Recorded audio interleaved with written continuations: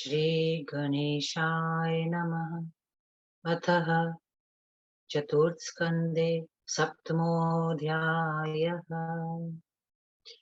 व्यास उवाच इत्याकर्णवचस्तासां धर्मपुत्रः प्रतापवान् विमर्शमकरो चित्ते किं कर्तव्यं महाधुना। हास्योऽहं मुनिवृन्देषु भविष्याम्यथ सङ्गतमात् अहङ्कारादिदं प्राप्तं दुःखं नात्र विचारणा।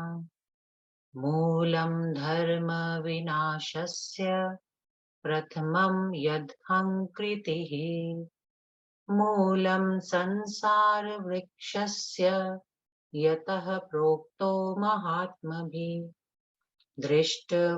दृष्टा मौनं समाधाय न स्थितोऽहं समागतम् वाराङ्गनागणं जुष्टं तेनासं दुःखभाजनम् उत्पादितास्तथा नार्यो मया धर्मव्ययेन वै तास्तु मां बाहितुं वृत्ताः कामार्ताः प्रमद्धोत्तमा वर्णनाभिरिवाधाहं जालेन स्वकृतेन वै बद्धोऽस्मि सुदृढेनात्र किं कर्तव्यमतः परम् यदि चिन्तां समुत्सृज्य सन्तयजाम्यबला इमा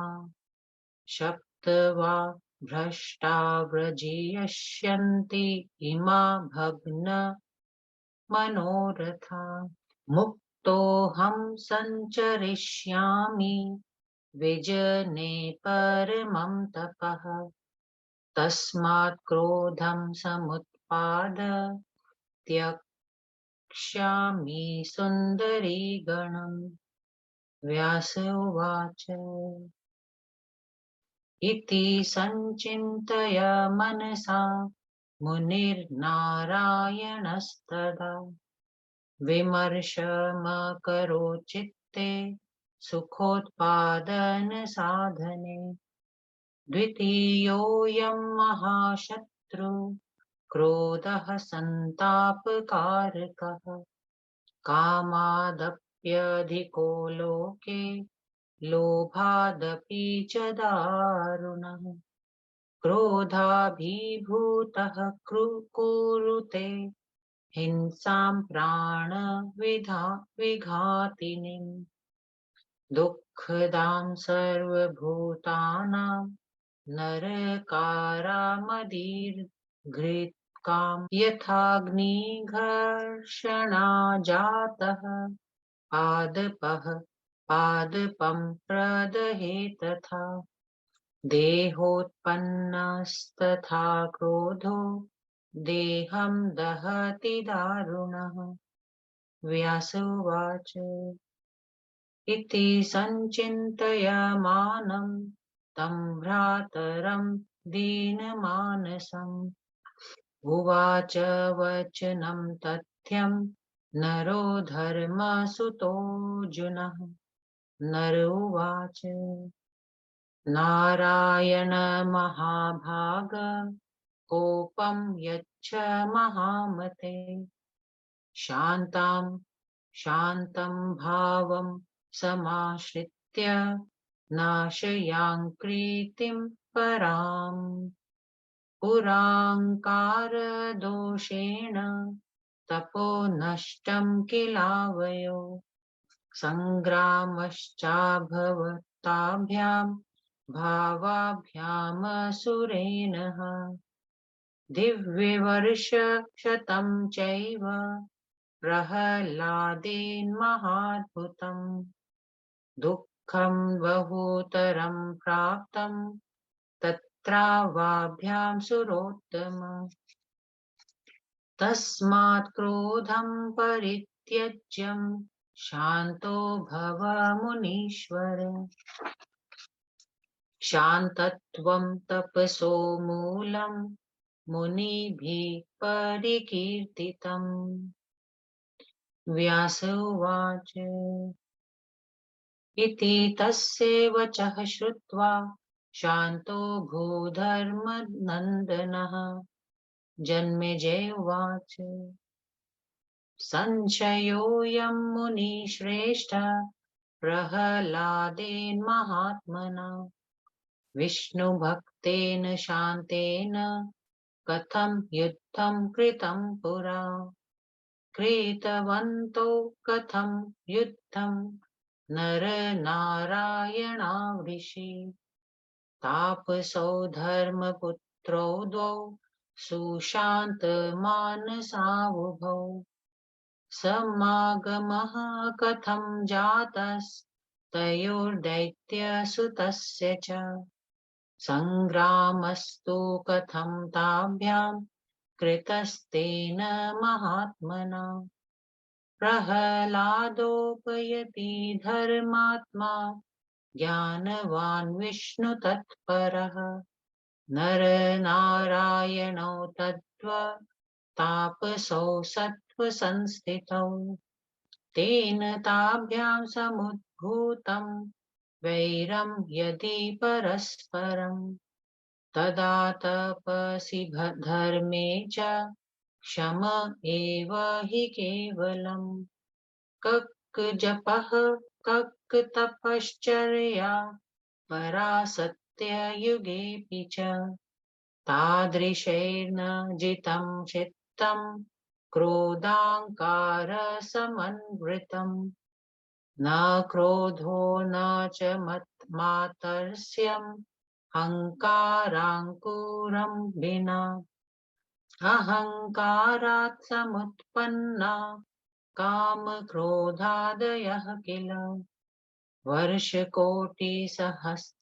तु तपः कृत्वातिदारुणम् अहङ्काराङ्कुरे जाते व्यर्थं भवति सर्वथा यथा सूर्योदये जाते तमो रूपं न तिष्ठति अहङ्काराङ्कुरस्याग्रे तथा पुण्यं न तिष्ठति प्रह्लादोऽपि महाभाग हरिणा समयुध्यत तदा व्यर्थं कृतं सर्वं सुकृतं किल भूतले नरनारायणौ शान्तौ विहाय परमं तपः कृतवन्तौ यदा युद्धं कक्षमः सुकृतं पुनः ईदृग्भयां सत्त्वयुक्ताभ्यामजेयास् यत्तहङ्कृतिः मादृशानां च का वार्ता मुनिङ्कारसंक्षये अहङ्कारपरित्याक्तो न कोऽपस्ति जगत्त्रये न भूतो भविता नैव यस्तस्तेन सर्वथा मुच्यते लोहनिगडैर्बद्धः काष्ठमयैस्तथा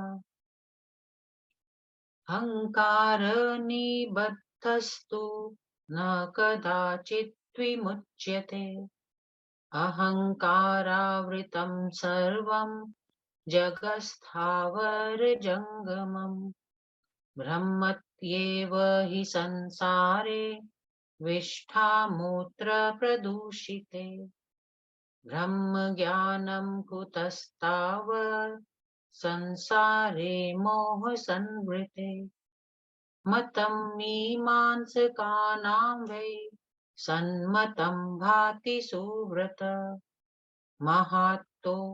महान्तोऽपि सदा युक्ता कामक्रोधादिभिर्मुने मादृशानां कलावस्मिका कथा मुनिः सत्तम व्यास उवाच कार्यं वै कारणाद् भिन्नं कथं भवति भारत। कट्कं कुण्डलं चैव सुवर्णसदृशं भवेत्। अहङ्कारोद्भवं सर्वं ब्रह्माण्डं सचराचरम्। पट्टस्तन्तु वशः प्रोक्तस्तद्वियुक्तः कथं भवेत्। मायागुणे स्त्रिभिः सर्वं रचितं स्थिरजङ्गमम्।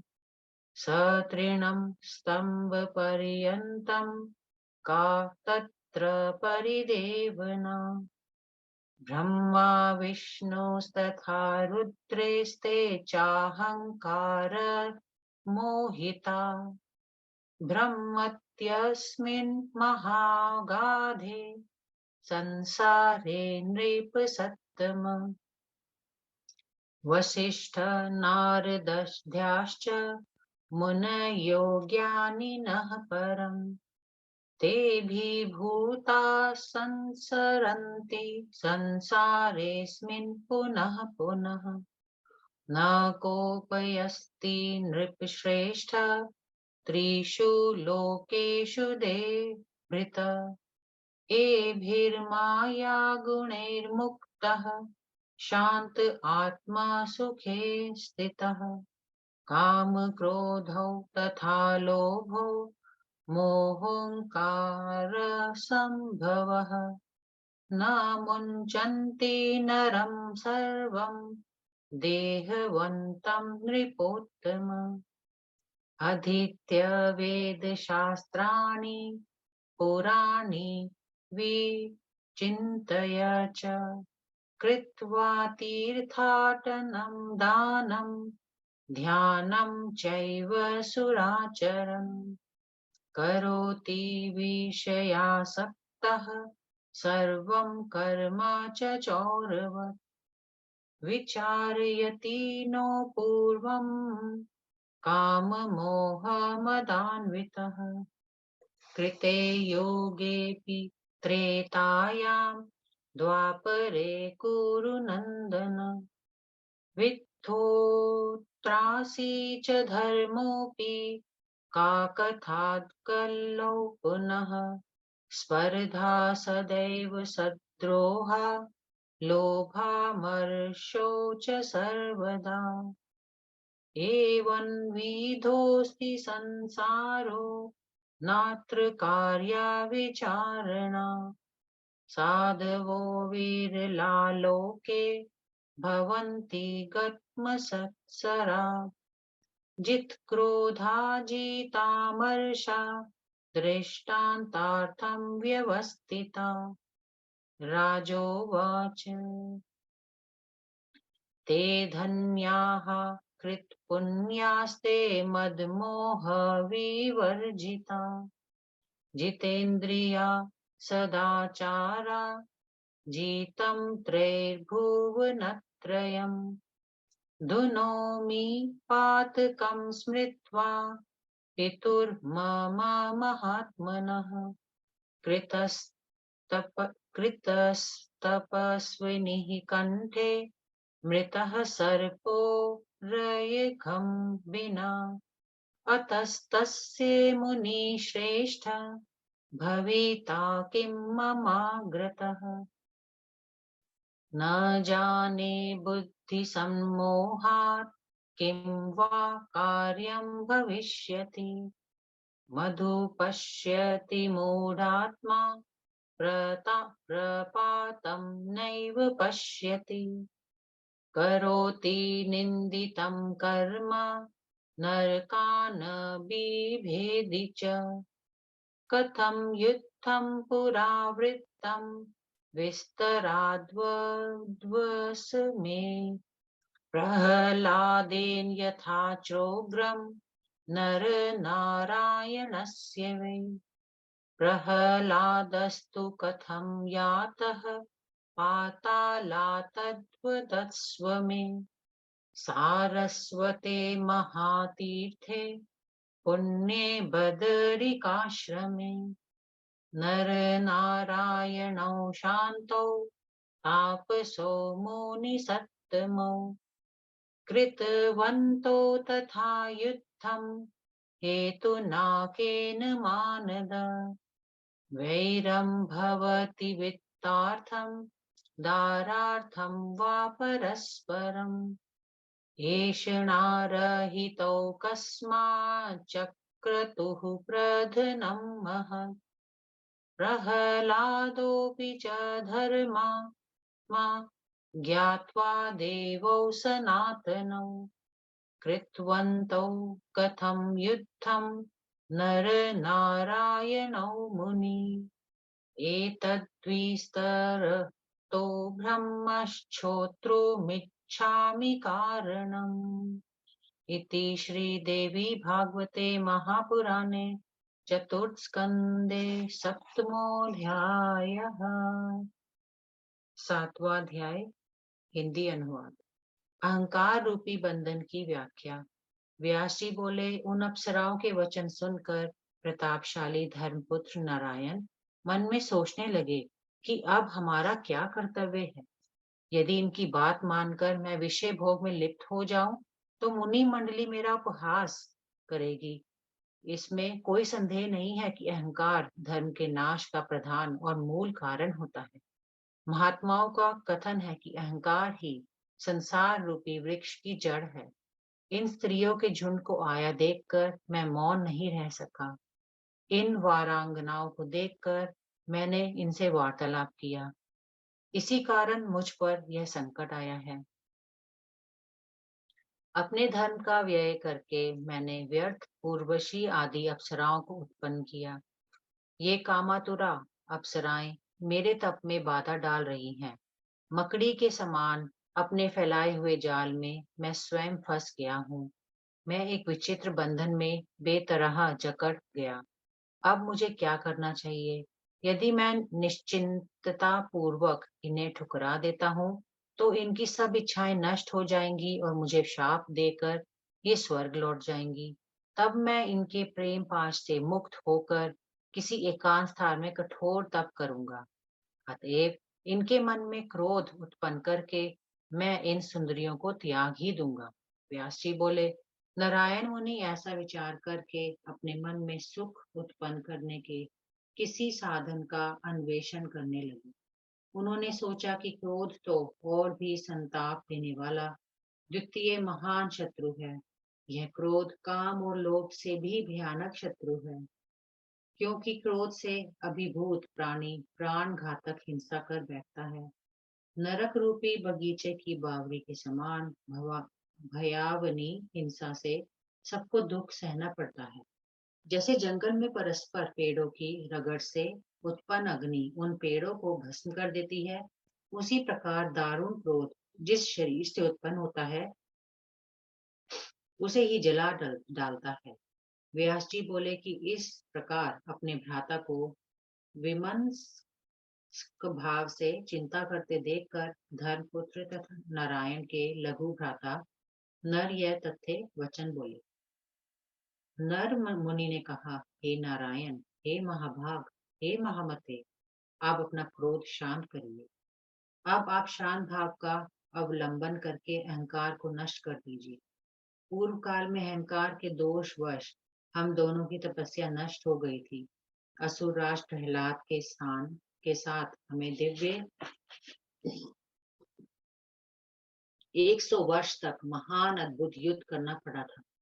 हे देव श्रेष्ठ, उस युद्ध में हम दोनों को बहुत कष्ट मिला था। अतएव हे मुनीश्वर, आप क्रोध त्याग कर शांत हो जाइए। मुनियों का कथन है कि शांत भाव तपस्या का मूल कारण है। व्यास जी बोले, हे राजन, महामुनि नर के वचन सुनकर नारायण शांत हो गए। राजा जन्मेजय ने कहा, हे मुनि श्रेष्ठ, मेरे मन में यह बहुत बड़ा संदेह उत्पन्न हो गया है कि शांत विष्णु भक्त तथा महात्मा प्रहलाद ने उन दोनों महामुनियों के साथ संग्राम क्यों किया। धर्मपुत्र नर नारायण भी बड़े शांत स्वभाव के तपस्वी थे। तब दैत्ययुक्त सुत प्रहलाद के साथ उनका समागम कैसे हुआ। महात्मा प्रहलाद भी बड़े धर्मात्मा, ज्ञानवान और विष्णु भक्त थे। तब उन्होंने उन महामुनियों के साथ युद्ध क्यों किया? उसी प्रकार परम सात्विक उन तपस्वियों के मन में यदि उस विष्णु भक्त के प्रति वैर भाव उत्पन्न हुआ, तो कहना पड़ेगा कि इस प्रकार तपस्या और धर्म की साधना क्षम मात्र रह जाएगी। उस सत्य युग में भी यदि ऐसा हुआ, तो तप और तप का महत्व क्या है? वैसे महापुरुष भी क्रोध और अहंकार से भरे अपने मन को वश में नहीं कर सकते, क्योंकि अहंकार रूपी अंकुर के बिना क्रोध और मत्सर उत्पन्न नहीं होते। काम, क्रोध आदि मानस शत्रुओं की उत्पत्ति अहंकार से ही होती है। हजार करोड़ वर्ष तक अति दारुण तपस्या करने के बाद भी यदि मन में अहंकार उत्पन्न हो गया, तो सब किया धरा व्यर्थ हो जाता है। जैसे सूर्य के उदय हो जाने पर अंधकार नहीं टिक पाता, उसी प्रकार अहंकार रूपी अंकुर के उग जाने पर पुण्य अस्तित्व की ही लुप्त हो जाता है। तब हे महाभाग, प्रहलाद ने क्यों भगवान नर नारायण के साथ युद्ध? ऐसा करके तो भूतल पर उन्होंने जितना पुण्य कमाया था, वह सब व्यर्थ हो गया। परम शांत प्रकृति नर नारायण भी उग्र तप त्याग कर यदि युद्ध में संलग्न हो गए, तब उनकी शांति नीति और उनका पुण्य कहाँ सफल रहा? जब वे दोनों सतोगुणी महात्मा अहंकार को नहीं जीत सके, तब मेरे जैसे साधारण लोगों के लिए तो अहंकार नष्ट करने की बात ही क्या है। समस्त त्रिलोकी में एक भी ऐसा मनुष्य नहीं जो अहंकार से बचा हुआ हो। सर्वथा अहंकार से हीन मनुष्य न कभी कोई हुआ है और न भविष्य में ही होगा। लोहे तथा काष्ठ की हथकड़ी में बंधा हुआ मनुष्य छूट सकता है, किंतु अहंकार रूपी बंधन में बंधा हुआ प्राणी कभी नहीं छूट सकता। स्थावर जंगात्मक समस्त विश्व अहंकार से व्याप्त है। अहंकारी मनुष्य मल मूत्र से दूषित संसार में ही चक्कर काटता रहता है। तब इस मोह से आवृत संसार में ब्रह्म ज्ञानी की वार्ता कहाँ रह गई? हे सुव्रत, मुझे तो मीमांसकों का कर्म प्रधान सिद्धांत ही उचित जचता है। हे मुने, जब बड़े बड़े महापुरुष भी काम क्रोध आदि के फेर में पड़े देखे जाते हैं, तब इस कलयुग में मुझ जैसे साधारण कोटि के मनुष्यों की बात ही क्या है? व्यास जी बोले, हे भारत, कार्य कारण से पृथक कैसे रह सकता है? कटक और कुंडल आकार में भिन्न होते हुए भी आखिर रहते तो हैं स्वर्ण ही। उसी प्रकार सचराचर समस्त ब्रह्मांड अहंकार से उत्पन्न हुआ है। तब यह ब्रह्मांड रूपी कार्य अपने अहंकार रूपी कारण से पृथक कैसे रह सकता है? वस्त्र धागे से बनता है, तब वस्त्र रूपी कार्य धागा रूपी कारण से अलग कैसे होगा? माया के तीनों गुणों द्वारा ही तीन से लेकर तनाव पर्यंत इस स्थावर जंगात्मक विश्व की रचना हुई है। जब तब माया से उत्पन्न इस सृष्टि के विषय में खेद किस बात का? ब्रह्मा, विष्णु और शिव भी अहंकार से मोहित होकर इस महान और अगाध संसार समुद्र में चक्कर काटते रहते हैं। हे नृपसत्तम, वशिष्ठ, नारद आदि परम ज्ञानी महापुरुष भी अहंकार की चपेट में पड़कर बारंबार इस संसार में आते जाते रहते हैं। हे नृप श्रेष्ठ, तीनों लोकों में ऐसा कोई भी मनुष्य नहीं है जो इन माया के गुणों से छुटकारा पाकर पूर्ण शांत भाव से आत्म सुख का अनुभव करता हुआ जीवन यापन कर सके। काम, क्रोध तथा लोभ ये अहंकार ही जायमान होते हैं। हे नृपोत्तम, ये काम, क्रोध आदि रिपु किसी भी देहधारी प्राणी को नहीं छोड़ते। सभी वेदों शास्त्रों का अध्ययन, पुराणों का पर्यालोचन, तीर्थाटन, दान, ध्यान और देव पूजन आदि सभी सत्कर्मों को विषयासक्त पुरुष चोरों की तरह करता है। संसार के सब प्राणी काम, मोह और मत से युक्त होने के कारण पहले कुछ नहीं सोच पाते। हे कुरु नंदन, सत्य युग, त्रेता और द्वापर में भी धर्म का विरोध हुआ था। तब कलयुग की बात ही क्या है? परस्पर स्पर्धा, द्रोह भाव, लोभ और अमर्ष सर्वदा रहे हैं। संसार का यह स्वभाव ही है। अतएव इस विषय में विशेष विचार करना व्यर्थ है। संसार में ऐसे साधु पुरुष बिरले ही होते हैं जो मत्सर से सर्वथा दूर हों। जिन्होंने क्रोध और अमर्ष पर विजय प्राप्त कर ली है, ऐसे पुरुष केवल दृष्टांत के लिए ही मिलते हैं। राजा जन्मेजय बोले, जिन लोगों ने मद और मोह को जीत लिया है, वे धन्य हैं और वे ही सच्चे अर्थ में पुण्यात्मा हैं। जिन्होंने इंद्रियों को वश में करके सदाचार व्रत ले लिया है, उन्होंने तीनों लोगों को जीत लिया। मैं अपने महात्मा पिता के पाप का स्मरण करके बहुत दुखी हूँ। उन्होंने एक निरपराध तपस्वी के गले में मरा हुआ सर्प डाल दिया था। हे मुनि श्रेष्ठ, अब मेरे आगे उनकी क्या गति होगी? बुद्धि के मोहग्रस्त हो जाने पर मेरे द्वारा कैसे कार्य होंगे? मूर्ख मनुष्य केवल मधु देखता है, किंतु उसके पास ही विद्यमान खटकी और नहीं निहारता। संसारी मनुष्य निंदनीय कर्म करता है और नरक से नहीं डरता। हाँ, तो अब आप विस्तार पूर्वक यह बतलाइए कि भक्त राज प्रहलाद तथा ईश्वर अवतार नर नारायण में वह भीषण युद्ध कैसे हुआ? पाताल लोक के प्रहलाद नर नारायण के पास कैसे जा पहुंचे? शांत तपस्वी और महामुनि नर नारायण तो सारस्वत महातीर्थ पवित्र बद्रिकाश्रम में रहते थे। तब हे मानद, उन्होंने दैत्यराज प्रहलाद से युद्ध क्यों किया? प्राय धन और स्त्री के लिए ही लोगों में लड़ाई होती है। तब समस्त ऐषणाओं इच्छाओं से रहित उन दोनों मुनियों ने वह भीषण युद्ध क्यों किया? धर्मात्मा प्रहलाद ने उन दोनों सनातन देवताओं को पहचान करके भी लड़ाई क्यों की? हे ब्राह्मण, मैं विस्तार पूर्वक उस युद्ध का कारण जानना चाहता हूँ। इति श्रीदेवी भागवते महापुराणे चतुर्थ स्कंदे भाषा टीकायां सप्तमो अध्यायः। ओम श्री दुर्गा देवी नमः।